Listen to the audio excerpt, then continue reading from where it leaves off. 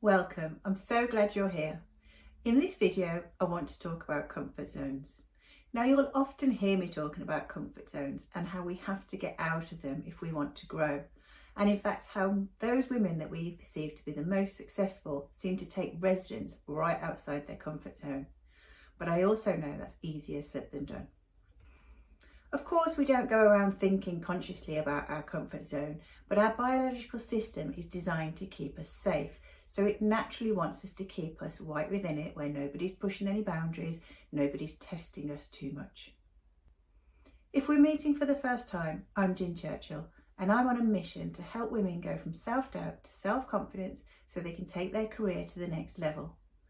None of us are bulletproof to this self-doubt, but over the years, I've learned tips, tricks and strategies that I can put into place so that I can appear more self-confident and therefore get more success. The more I grow, the more I'm able to serve women like you to do the same. I release a new video every week, so if you don't want to miss out, hit the subscribe button down below and you'll get notified every time there's a new one.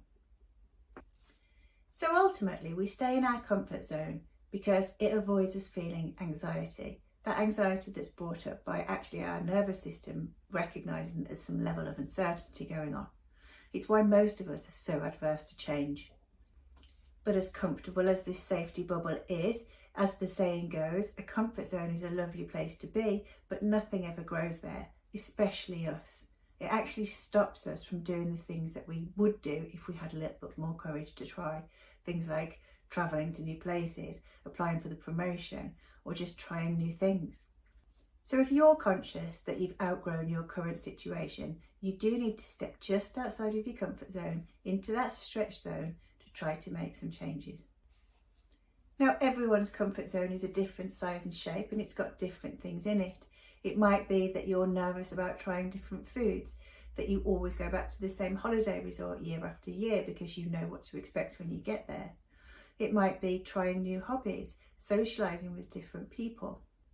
You might have a guarded attitude to spending money. You like to make sure you've got the reserves in the bank. Or maybe it's that you're reserved about taking chances on your career path.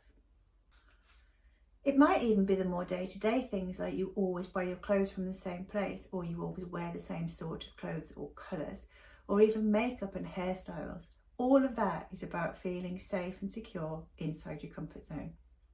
Comfort zone is effectively your safety net. It's providing you security, routine, safety, protecting you from fear, from unknowns, from prejudices. But at the same time it's doing those things and avoiding you feeling a sense of failure, it's probably also trapping some things in that would be better off to let go. Things like boredom, sadness, routine. There's probably an element of regret as well around things that your heart yearns for, yet you don't have the courage to do. So if you could step out of your comfort zone just for a little bit, what might that look like for you? Some ideas are, maybe you might start saying yes to things, yes to opportunities, yes to travel. You might also get the courage to start saying no to things that don't bring you joy, things that previously you felt obliged to say yes to. Maybe you can now start saying no. You might overcome a fear, make new friends, get into a relationship, get out of a relationship. Maybe you'll even go for that promotion or career change. Whatever it is, you can start to test yourself a little bit and try new things, and that's exciting. But I know what you're thinking. It's easy for me to stand here and say, whip your safety net away and just go for it. Well, I have a comfort zone the same as everybody else does, but I do like to test it now because I recognise that that's where I grow. So here's how I like to think about things. If you take a massive leap out of your comfort zone, right far out into the unknown, that's no good for anybody. That's going to cause you huge anxiety and it's going to have you scuttling straight back into your comfort zone and actually make it probably even more difficult to try anything in the future. So what I like to talk about is baby steps, that little toe in the water, just into your stretch zone. So literally just outside of your comfort zone. Whenever I do that, all the time I have in my head this question. In real reality, what's the worst thing that's going to happen? So with that in mind, here are 4 ways you might want to stretch that comfort zone. For a lot of people, getting fit has always been a bit of an ambition, but it always seems like too big a task. Now might be the time to start that mission, and you don't have to start declaring you're going to be running a marathon within 6 months, but maybe start with something really small like couch to 5k. So that's tiny little goals every week that build and build over the course of 10 weeks, I think it is. And at the end of that, you're suddenly running 5k. I mean, who could imagine? I started doing this when I was working away from home a lot and I had a little bit of time on my hands. And before I knew it, I was actually running 10k, and I couldn't have run for a bus before that. But here's the interesting thing for me. If I now don't get my run regularly a few times a week, I actually start to feel grouchy, and I need that run as part of my everyday routine. So that's a perfect example of something that used to sit squarely outside my comfort zone that is now firmly within it. So my comfort zone has stretched to create a place for running to be in it. The second way I like to stretch my comfort zone is to change my routine up a little bit. So if you work from home permanently now, like so many of us do, why not try a day a week in the office or a day a week in a cafe to give you some different experiences?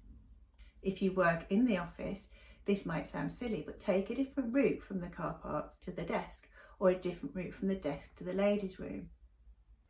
I know it sounds silly, but our brains guide us through the same routine all the time because they recognise them as being safe.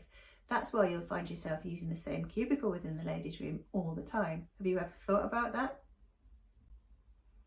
If you can trick your brain just a little bit into doing something slightly different, taking a different route through a building, it learns that actually taking that chance isn't really going to cause you any great harm. It's really easy to get in a rut and stay there, but if you take a different direction just occasionally and notice things along the way, you have new experiences. You might start chatting to different people and just have a different way of looking at things. Number 3 is to learn a new skill. So if you know you've got more to give in your career, but you're not ready to take on that promotion yet, why not start arming yourself with the skill set you think you need in order to be able to go for that promotion when you feel ready? It's a lovely way to grow, develop yourself, and create a sense that you are ready for that next step before you're ready for that next step, if that makes sense. And number 4 is the immortal title of the first self-help book I ever read, Feel the Fear and Do It Anyway by Susan Jeffers. This book is all about turning fear, indecision and anger into power, action and love. In the opening pages, Jeffers talks about her own transformation from living a life full of doom and gloom where she didn't feel capable of doing anything, into relearning about the world being full of opportunities and being able to go out there and discover new things, new opportunities. She talks about the excuses we give ourselves to stay in our comfort zone and how to unshackle from them and break free. Jeffers has been a huge influence on my learning, and I encourage everybody to read this book more than once. There's a link to it down below this video if you want to go and check it out. And for when you are right in the moment and the self-doubt starts to kick in, I've written a free download for you called 7 in-the-moment ways to banish self-doubt. Whether you have a meeting, an interview or a presentation coming up, or you just need to get through the everyday, this gives you 7 quick tips to demonstrate more self-confidence and get through whatever the situation is. There's also a link to that below this video, so go and download that now and you can get started straight away. As ever, I would appreciate your feedback. It helps me to bring you the content you're looking for, and it helps other people to find my stuff. So if you could leave a comment and a little thumbs up down below, that would be much appreciated. And in the meantime, you have a fantastic week.